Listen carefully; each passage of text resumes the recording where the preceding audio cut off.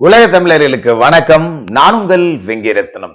நேற்று நடந்தது உதயநிதியோட கைது வெறும் ட்ரெய்லர் தான். இதுதான் தலைப்பாவே வச்சிருக்கேன். இதோட மெயின் பிக்சரு சபரீசனோட கைதுல தான் இருக்கு. ஏன்னா சபரீசன் திமுகவோட முக்கியமான புள்ளி, ஸ்டாலினோட மருமகன். என்னங்க மகனையே அரெஸ்ட் பண்ணிட்டாங்க, மருமகனுக்கு போய் ஸ்டாலின் பெருசா வருத்தப்பட போறாரா அப்படின்னு நீங்க நினைக்கலாம். சபரீசன் ஸ்டாலினோட மருமகன் மட்டும் இல்ல, திமுகவோட கஜானா, திமுகவோட கருவூலம். பல மாவட்ட செயலாளர்கள் திமுகவோட தலைமைக்கு மாதந்தோறும் கப்பமா, என்னோட பாஷையில சொன்னா வாக்கியரிசியா போட்ட மொத்த முதலீடுகளும் சபரீசனோட கட்டுப்பாட்டுல தான் இருக்கு. சபரீசனை தூக்குனாதான் ஒரு திமுகவோட தலைய சிவனம் மாதிரி. அதனாலதான் எல்லாம் பதறி போய் கிடக்குறாங்க. அதுக்கான ஒரு ட்ரெய்லர் தான் நேற்று நடந்துச்சு. மெயின் பிக்சர் விரைவில் கைது செய்யப்பட போகுது. எந்த வழக்குல அப்படிங்கிறத நம்ம டீட்டெயில்டா பேசுவோம். சரி, இப்ப ஏன் இந்த கைது நடவடிக்கை வெறும் ட்ரெய்லர் அப்படின்னு பேசுறேன் அப்படின்னா, உதயநிதிக்கு பெருசா மண்டையில மசாலா எல்லாம் கிடையாது.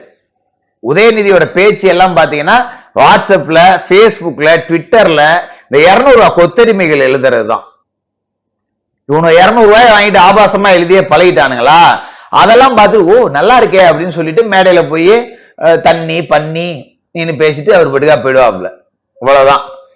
இது அப்புறம் மக்களால விமர்சிக்கப்பட்டு செருப்படி வாங்க வேண்டிய சூழல்ல எங்களை இதை வெட்டிவிட்டாங்க, எங்களை ஒட்டிட்டாங்க, எங்களை திரிச்சிட்டாங்க, எங்க வார்த்தையை திரிச்சிட்டாங்க அப்படின்னு சொல்லி வடகதை சுடுவாங்க. அப்புறம் போய் பாத்ரூம்ல ஒளிஞ்சுக்கிறது, வெளியில வீராவேசம் பேச வேண்டியது. ஆனா இந்த கைது அப்படிங்கிறது வெறும் ட்ரெய்லர் தான். உன்னை தொடர்றதுக்கும் நாங்க தயங்க மாட்டோம் அப்படிங்கிறதுக்கான ஒரு ட்ரெய்லர் தான். மெயின் பிக்சர் மாப்பிள்ள சார். என்ன மேட்ரு அப்படின்னா, டிசம்பர் 6, 2025 போடியில இருக்கிற ஒரு ஏலக்காய் நிறுவனத்துல ஈடி ரெய்டு நடந்தது. உங்களுக்கு எல்லாம் ஞாபகம் இருக்கும்னு நினைக்கிறேன். சாதாரணமா ஈடி ரெய்டு ஒரு ஏலக்காய் குடோன்ல நடத்த போறாங்க அப்படின்னா ஈடி ஆபீசர்ஸ் போய் நடத்துவாங்க. இல்ல பேருக்கு 2 ஆர்ம்டு போர்ஸ், ஒரு 2 கான்ஸ்டபிள இந்த SLR துப்பாயை தூக்கிட்டு ஃபார்மாலிட்டிக்கு வருவாங்க, 2 பாதுகாப்புக்கு 2 போலீஸ் வருவாங்க, இவ்வளவுதான். ஆனா ஏலக்காய் குடோன்ல ரெய்டு நடத்துறதுக்கு CISF மத்திய போலீஸ் பாதுகாப்பு கடையோட போலீஸ் இடி ஆபீசர் வராங்க. என்னடா இது, ஏலக்காய் குடோன்ல மத்திய பாதுகாப்பு படை வர்ற அளவுக்கு என்ன அவ்வளவு பெரிய ஆளா அப்படின்னு ஆச்சரியத்தோட பார்க்கும்போது, அந்த ஏலக்காய் குடோன் சங்கர் அப்படிங்கிற திமுகவை சேர்ந்தவருக்கு சொந்தமானது. அவரோட மனைவி ராஜராஜேஸ்வரி தான் போடி நகர திமுக நகராட்சி தலைவர். இந்த கேங்கோட தான் அந்த குடோன். ஆள் இல்ல, எல்லாம் தலைமறைவு. சாதாரண வரி ஏய்ப்புக்காக நடந்த ஒரு ரைடு அப்படிங்கிற மாதிரி தான் தொடக்கத்துல இருந்தது. உடைச்சு உள்ள போனா ஏய்ப்பு செய்த வரி மட்டும் 1000 கோடிக்கு மேல. அதாவது கட்டாம விட்ட வரியே 1000 கோடிக்கு மேல, மறைச்ச வரியே 1000 கோடிக்கு மேல. அப்ப உண்மையிலேயே அவங்க கட்டுனது எவ்வளவா இருக்கும், ரெண்டையும் சேர்த்தா எவ்வளவா இருக்கும். அப்ப அவங்க எவ்வளவு வருமானம் பார்த்திருக்கணும். வரி ஏய்ப்பு 1000 கோடினா அப்ப வரி கட்டி இருக்கிறதோட சேர்த்து பார்த்தா ஒரு 2000 கோடின்னு வச்சுக்கோ. பாதியை ஏச்சிட்டாங்க, பாதியை கட்டிட்டாங்கன்னு வச்சுக்கோ. 2000 கோடி வரி மட்டுமேனா அவங்க எத்தனை 1000 கோடி சம்பாதிச்சிருப்பாங்க. ஏலக்காய் என்ன எல்லாம் ஆளுக்கு தினம் 2 கிலோவா தின்னுகிட்டு இருக்கோம். இது என்ன அரிசியா ஒரு வீட்டுக்கு ஒரு நாளைக்கு ஒரு புடி ஆக்குறோம் சாப்பிட்றோங்கிறதுக்கு? ஏலக்காய்ங்கிறது ஒரு டீல போட்டு கொஞ்சோண்டு குடிப்பாங்க, இல்ல ஒரு பிரியாணி செஞ்சா போடுவாங்க, இல்ல ஒரு கேசரி அல்வா ஏதாவது ஸ்வீட்டு பொங்கல் செஞ்சா 2 போடுவாங்க.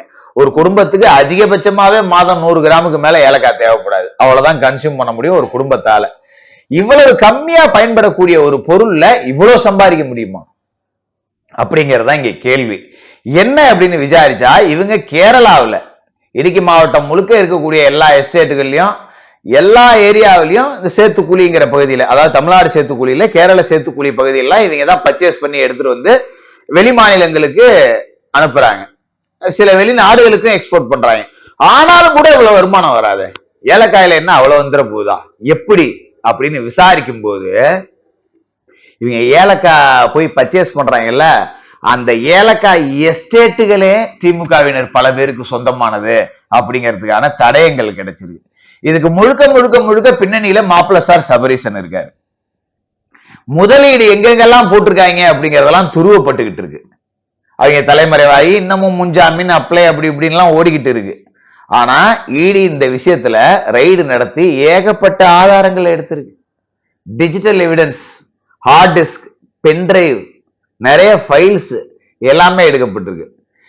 கணக்கு கூட்டி கழிச்சு பார்த்தா இவங்க முதலீடு ஏலக்காய் எஸ்டேட் இவங்க வாய் வைக்காத இடமே இல்லை போல.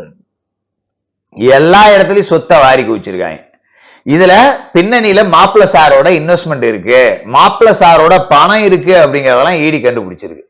அந்த காலகட்டத்திலேயே கண்டுபிடிச்சிருந்தாலும் தமிழ்நாடு காவல்துறையோட ஒத்துழைப்பு இருக்காது. இப்ப தரமா தூக்குவாங்க, எங்கேயும் தப்பிச்சுலாம் ஓடிட முடியாது. இப்ப மாப்பிள்ள சார் மாட்ட போறார். மாப்பிள்ள சாரை தொட்டா ஏன் திமுகவுக்கு பெரிய ஆபத்து அப்படின்னா, திமுகவோட கஜானாவே மாப்பிள்ள சார் தான், திமுகவோட பெரிய குடோனே மாப்பிள்ள சார் தான். உதயநிதிக்கு பணத்தை கொண்டு போய் எங்க பதுக்கிறது, டெக்னிக்கா என்ன பண்றது அதெல்லாம் ஒன்றும் தெரியாது. அவர் பார்ட்டி பாய், பார்ட்டி மைண்ட் செட்ல தான் இருப்பாப்புல. எந்தெந்த கண்ட்ரில இன்வெஸ்ட் பண்ணலாம், எங்க பண்ணா தெரியாது, இந்த அளவுக்கு மண்டையில மசாலாலாம் கிடையாது. அதனால முழுக்க முழுக்க திமுகவோட பணத்தை பைனான்ஸை மெயின்டைன் பண்ற ஒரு கருவூலம் கஜானா எல்லாமே மாப்பிள்ள சார் தான். அப்ப மாப்பிள்ள சாரை பிடிச்சா திமுகவோட கஜானாவில கை வைக்கிற மாதிரி. கஜானாவை விட்டு கொடுத்துருமா இந்த குடும்பம்? அதனாலதான் கடந்து கதறிக்கிட்டு இருக்கு. அதனாலதான் ஒரு ட்ரெய்லரா காமிச்சு விட்டுருக்காங்க. இப்ப மாப்பிள்ள சாரை தொட்டுட்டோம் அப்படின்னா இது மாதிரி திட்டமிட்ட சதி அப்படின்லாம் உருட்ட முடியாது. ஏன்னா மாப்பிள்ள சார் திமுகவில் பொறுப்புலையோ பதவியிலையோ இல்ல, ஒரு மக்கள் பிரதிநிதியும் கிடையாது. ஆனா கஜானா அங்கதான் இருக்கு, காசு அங்கதான் இருக்கு, மந்திரிகள் மாசம் கொண்டு போய் கொட்டின பார்ட்டி ஃபண்டுங்கிற வாய்க்கரிசி அங்கதான் இருக்கு. அது எங்க சிக்கிருமோ அப்படிங்கிறது தான் மெயின் பிக்சரை பார்த்து பயந்துகிட்டு இருக்காங்க. இன்னைக்கு பட்ஜெட் கூட்டத்தொடர் நடந்துகிட்டு இருக்கு. இன்னைக்கு சம்பந்தம் இல்லாம ஏதாவது உருட்டுவாங்க. அதை முழுசா பார்த்துட்டு நம்ம சாயங்காலமா அதுக்கு தனியா ஒரு வீடியோ போடுவோம் என்ன நடக்குதுன்னு. இதுல டிவிகேவுக்கும் நிறைய டிஃபிகல்டிஸ் இருக்கு. 2500 ரூபாய் சிலிண்டரு, இதெல்லாம் எப்படி ஒதுக்க போறாங்க என்ன ஏது அப்படிங்கறதெல்லாம் தெரியல. அதையெல்லாம் பார்த்துட்டு கிளியர் கட்டா சாயங்காலம் நம்ம ஒரு வீடியோ போடுவோம். மாப்பிள்ள சார் விரைவில் கைது செய்யப்பட இருக்கிறார் அப்படிங்கிற ஒரு செய்தி. அமைச்சர் பிரபு கட்டம் கட்டப்பட இருக்கிறார். இதை உண்மையிலேயே விட்டு கொடுக்க கூடாது. ஃபேக் நரேட்டிவை உடைக்கணும். கண்டிப்பா தொடர்ந்து இந்த கனிம வள மாஃபியாக்களோட முகத்துறைய தோல் உரிச்சுக்கிட்டே இருப்போம் அப்படிங்கிற வாக்குறுதியை உங்களுக்கு கொடுத்துட்டு தொடர்ந்து பேசுவோம்.